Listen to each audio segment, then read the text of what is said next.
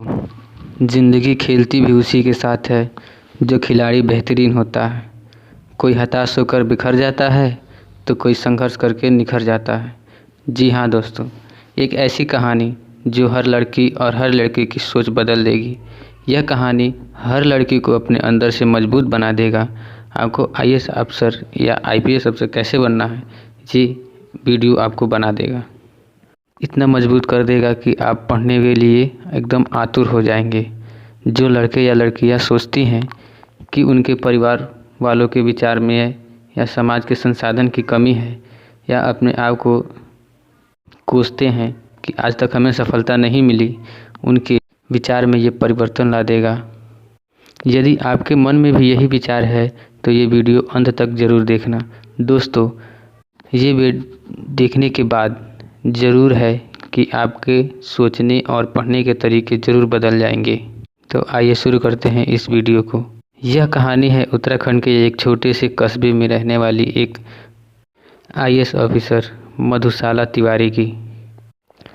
मधुशाला के पिता की गांव में एक छोटी सी ज़मीन थी जिसमें उनकी मां और पिता खेती किया करते थे। मधुशाला के पिता कपड़े की बुनाई का एक छोटा सा व्यापार करते थे।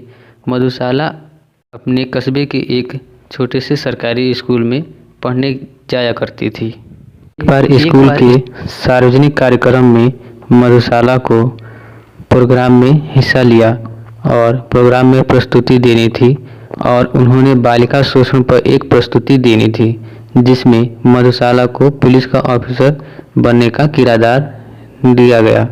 मधुशाला ने किरदार को बहुत अच्छी तरह निभाया था।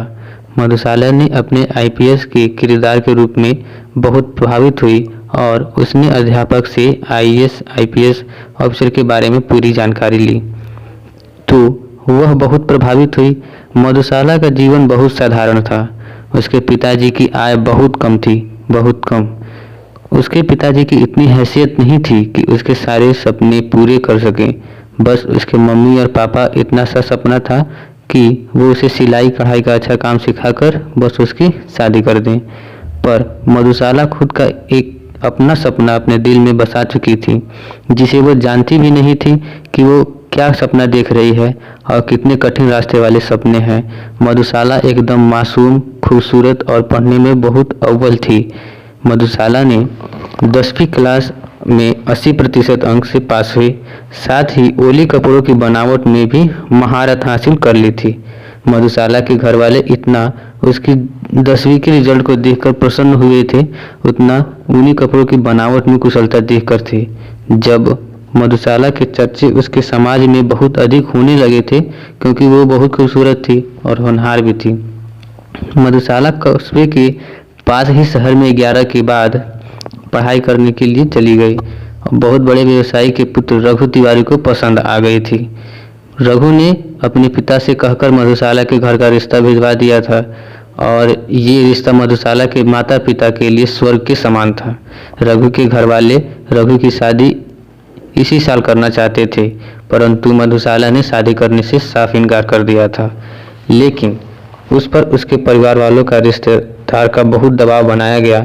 तब उसने कहीं जाकर अंत में शादी के लिए हाँ करनी पड़ी और उसने एक शर्त रखी थी कि वह पढ़ाई जारी रखेगी और शादी किसी भी हाल में 12वीं के बाद ही करेगी, क्योंकि उसके दिल में भी आईपीएस ऑफिसर बनने का एक सपना पनप रहा था। उसके ससुराल वालों ने उसकी शर्त गंभीरता से नहीं ली और हाँ कर दी पढ़ाई जारी रखने के लिए और मधुशाला का रिश्ता पक्का कर दिया गया। मधुशाला ने क्लास 12वीं में 85% अंक प्राप्त किए। इसकी खुशी का मधुशाला का ठिकाना न रहा। मधुशाला के परिवार को थी और न ही खुशी उनके घर वालों की थी। इससे वो खुश नहीं थे। मधुशाला की शादी धूमधाम से कर दी गई क्योंकि उसके ससुराल वाले बहुत पैसे वाले थे। शादी के 10 दिन में मधुशाला ने भाप लिया था कि उसके पति रघु ने इसे उसकी खूबसूरती के लिए शादी की है। उसका पढ़ाई के नाम पर कॉलेज में दाखिला करवा दिया गया और उसे बाहर जाने की अनुमति नहीं दी गई। बस उसे परीक्षा में बाहर जाने की अनुमति दी गई थी। शादी के कुछ दिन मधुशाला ने देखा कि उसके पति रघु की अन्य महिलाओं के साथ भी संबंध रहने लगे और वह नशा भी करने लगा और कभी कभी तो नशे में घर भी आने लगा। पर मधुशाला को सिर्फ और सिर्फ अपना सपना पूरा करना था। वह कॉलेज के अच्छे अंक लाने के लिए पढ़ाई करती थी। उदासीन के समान उसके ससुराल वाले ने उसका जीवन व्यतीत हो रहा था और इसी तरह अपने कॉलेज की ग्रेजुएशन भी पूरी कर ली। अब मधुशाला के मन में दिल्ली जाकर आईपीएस की तैयारी करने को था, पर वो ये बात अपने ससुराल वालों को नहीं बता पा रही थी। एक दिन डरते डरते मधुशाला ने अपने पति रघु को यह बात बताई। उसने तो साफ मना कर दिया। उन्होंने कहा कि वो अपना फर्ज पूरा कर चुके हैं और अपना वादा भी मधुशाला घुट घुट कर जीने लगी। अब जाने क्यों उसके लिए यह सपना और जरूरी और महत्वपूर्ण होता जा रहा था। इसी बात को लेकर एक दिन मधुशाला और उसके पति के बीच झगड़ा हो गया और मधुशाला के पति ने मधुशाला पर बहुत अत्याचार किया। बात इतनी बढ़ जाने के कारण मधुशाला ने घर छोड़ने का फैसला लिया। फिर दूसरे दिन वो अपनी माता और पिता के घर निकल गई। शुरुआत में उसके माँ और पिताजी उस पर बहुत गुस्सा हुए। जब उन्होंने पूरी आप बीती सुनी तो उनकी सहानुभूति भी मधुशाला के साथ हो गई। अब मधुशाला को किसी भी तरह आईपीएस अफसर की बनना ही था, पर वो इतना आसान तो नहीं था। हालांकि वो अपने ससुराल वालों से बाहर निकल चुकी थी, मधुशाला की माँ और पिता फाइनेंशियल कंडीशन की इतनी अच्छी नहीं थी कि मधुशाला को कोचिंग के लिए बाहर भेज दी। इसी बीच मधुशाला ने गांव की सिलाई और कढ़ाई की ट्रेनिंग सेंटर स्टार्ट किया और गांव की छोटी छोटी लड़कियों को ट्रेनिंग देने लगी सिलाई और कढ़ाई के, और साथ में सेल्फ प्रिपरेशन करने लगी, यानी स्वयं से पढ़ने लगी। इसी बीच उसने आईपीएस के लिए एग्ज़ाम भी दिया।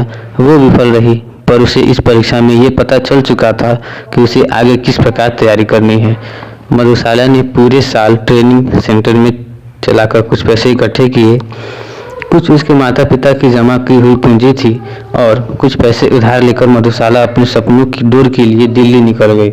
मधुशाला ने 6 महीने की कठोर तपस्या की और कठोर तपस्या के रूप में पढ़ाई की और कोचिंग से आईपीएस की प्री एग्जाम क्लियर कर लिया था। अब उसे आईपीएस के लिए मेन पेपर की तैयारी करनी थी, पर मधुशाला की पूरी जमा पूंजी खर्च चुकी थी। अब उसके पास कोई रास्ता नहीं बचा था। मधुशाला समझ नहीं पा रही थी कि अब वो इस विकट परिस्थिति में क्या करे। इसी बीच वो गांव चली गई। जब उसके माँ और पिता को सारी बात बताई तो उसके माता पिता ने उसका हौसला बढ़ाया।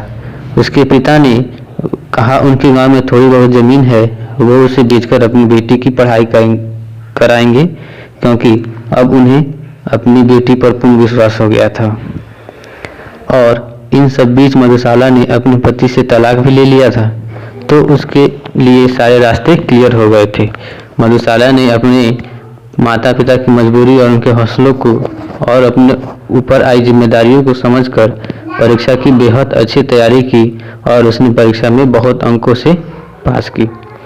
उसका इंटरव्यू भी बहुत अच्छा गया और बहुत जल्दी मधुशाला के परिवार में खुशियाँ की बहार आ गई, क्योंकि मधुशाला का आईपीएस अधिकारी के रूप में चयन हो गया था।